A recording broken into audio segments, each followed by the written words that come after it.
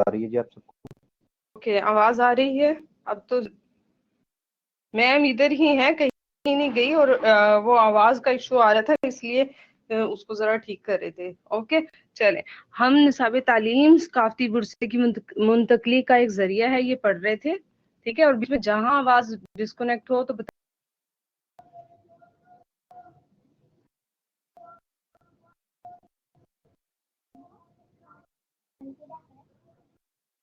ہاں جی، تھوڑی سی آج کچھ پرابلم ہے جس کی وجہ سے آج اور کل آئی مین ٹمارو یہ آپ کی کلاس طرح تھوڑی سی ہوگی. میں آئی بیگ یور پارڈن، لیکن یہ کہ انشاءاللہ اس کے بعد جو ہے کنٹینیوسلی میں یہ کلاس جو ہے نا جی جو کرتے لکھتے ہیں اور ساتھ ساتھ یہ سنتے رہیں. جہاں آواز ڈسکنیکٹ ہو آپ نے یہاں لکھنا ہے، کیونکہ آپ کا جو ریسورس پرسن ہوتا ہے وہ کنٹینیوسلی بولتا چلا جاتا ہے اور بہت آگے جا کے پتہ چلتا ہے کہ کلاس بہت آگے نکل گئے. ٹائمنگ بالکل فوراً بند ہو جانا ہے.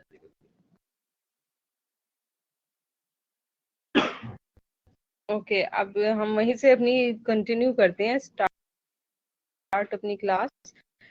جو معلومات تھیں آپ کی کلاس کے بارے میں وہ آپ کو کافی حد تک نہیں ہے سر. ٹھیک ہے، ہم پڑھ رہے تھے نصاب کی بنیادیں اور نصاب کیسے تشکیل دیا جاتا ہے.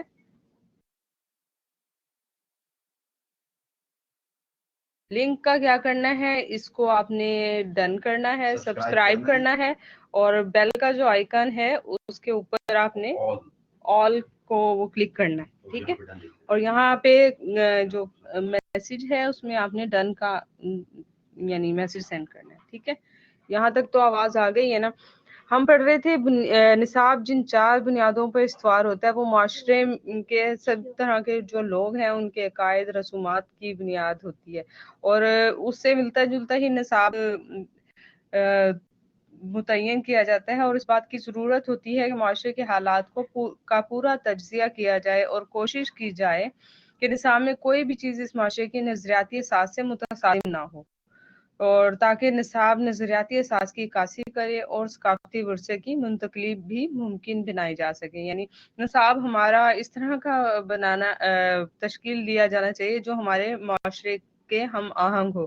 یعنی ہمارا اسلامی معاشرہ ہے اور کوئی باہر کے دوسرے کلچر سے ثقافت سے ملتا جلتا نصاب اگر بنا دیا جائے تو وہ آپس میں متصادم ہو جائیں گے، اور اس کا ہمارے جو رسومات ہیں، تہوار ہیں، نظریات ہیں، ایمانیات ہیں، جتنی چیزیں ہیں جو ہمارے معاشرے میں عمل دخل رکھتی ہیں اور جن کی وجہ سے ایک معاشرہ ہمارا اسلامی معاشرہ تشکیل. اوکے آپ نے ڈن کر دیا، تھینک یو. یہ بار بار ادھر سے بھی ڈسکنیکٹ ہو جاتی ہے، اس آپ لوگوں کی سائڈ سے بھی ہو جاتی ہے. اب کیا کیا جا سکتا ہے، لیکن کوشش کرتے رہیں. ٹھیک ہے، اسلام ہمارا سب سے قیمتی ورثہ ہے. ٹھیک ہے، ہم سب بینگ پاکستانی اور مسلمان ہونے کے ناطے ہم سب کی جو بنیاد ہے وہ اسلامی خطوط پر استوار کی جاتی ہے. تو یہ ہم کہہ سکتے ہیں تعلیم کا ایک اہم عنصر ثقافتی ورثے کی منتقلی ہے.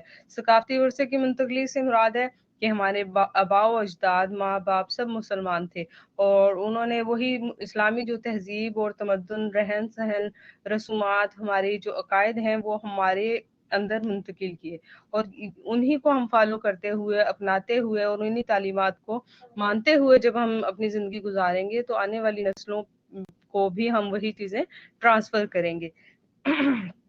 اور اس کے بعد یعنی یہ تو ہمارے ہو گئے نا ثقافت یا رہن سہن کی بات، کہ اس چیزوں اس طریقے سے بھی ہم جو اپنا اسلامی ورثہ ہے، قیمتی ورثہ جسے کہیں گے، کہ وہ ہم اگلی نسلوں کو ٹرانسفر کرتے ہیں. تو اسی طرح مدرسے کا یا اسکول کا یہ فرض ہوتا ہے کہ ثقافت کی منتقلی میں اپنا کردار ادا کرے. یعنی جو ہمارا سلیبس ہے، ہمارا نظام تعلیم ہے، وہ کس طرح سے تشکیل پائے کہ اس کی ہر چیز میں اسلامی اقدار کا جھلک نظر آتی ہو، اس میں نظر آئے کہ یہ اسلامی معاشرے کا ایک اسکول ہے یا جہاں پہ بچوں کو کی بنیاد بنائی جا رہی ہوتی ہے، تو بنیاد ساری اسلامی خطوط پر استوار کی جائے، جس میں قائد پختگی کے ساتھ ان کے اندر ٹرانسفر کیے جائیں. اور اسکول اس فرض کی تکمیل میں نصاب کو ایک بنیادی ذریعے کے طور پر استعمال کرے. یعنی ہر تھینک یو گلشن نورین. मदरसे या स्कूल की तकमील में निसाब बुनियादी ज़रिए के तौर पर इस्तेमाल होता है। इसी तरह ज़रूरत इस बात की कि पाकिस्तान में माशरे के हालात का तजिया कर देखा जाए कि इसकी नज़रियाती असास क्या है। यानी हमारा जो माशरा है, अभी किसी ने लिख के पीछे बताया था कि तितर बटेर हो गया। नहीं, तितर बटेर उसी सूरत में होता है कि हम बनने की किसी और चीज़ की कोशिश कर रहे होते हैं और बुनियादी के लिए हम मुसलमान होते हैं या मुसलमान खानदान से ताल्लुक हमारा, तो हम उन अकायद को जब पीछे छोड़ के दूसरी चीज़ों की छाप अपने ऊपर लगाएं तब तितर बटेर होंगे, लेकिन बुनियादी तौर पे होंगे फिर भी मुसलमान। और इस्लाम कहीं ना कहीं किसी ना किसी सूरत में जिंदगी के अंदर मौजूद जरूर रहता है, चाहे कितना ही बेबहरा हो, लेकिन हम क्यों अपनी कीमती चीज को छोड़ के दूसरों के रंग में ढलें। तो ऐसे नहीं होना चाहिए।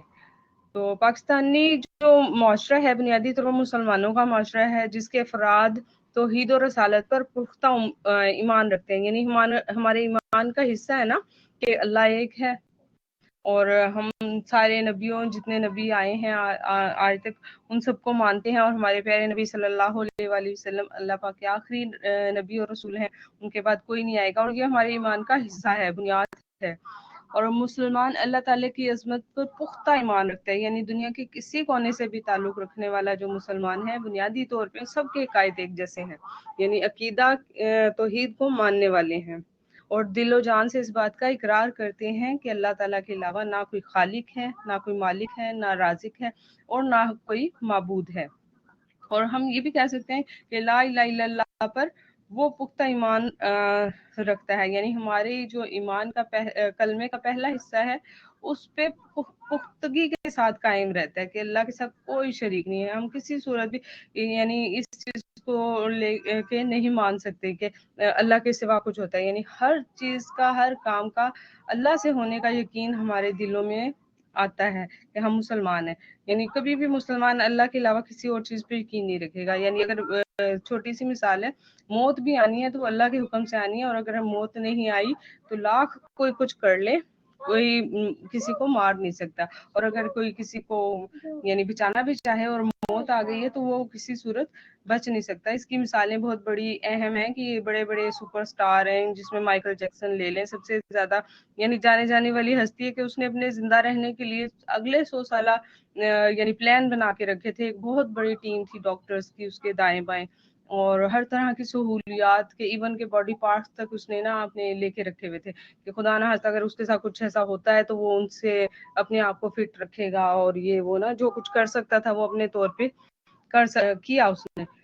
लेकिन किसी भी सूरत वो कामयाब नहीं हुआ। क्यों? क्योंकि जो कुछ होता है अल्लाह के हुक्म से होता है, और अल्लाह के हुक्म के अलावा कुछ नहीं हो सकता। कि अगर अल्लाह ना चाहे तो हम लाख कोशिशें कर लें, करने की कुछ भी नहीं हो सकता। तो ये हमारा ईमान का हिस्सा है।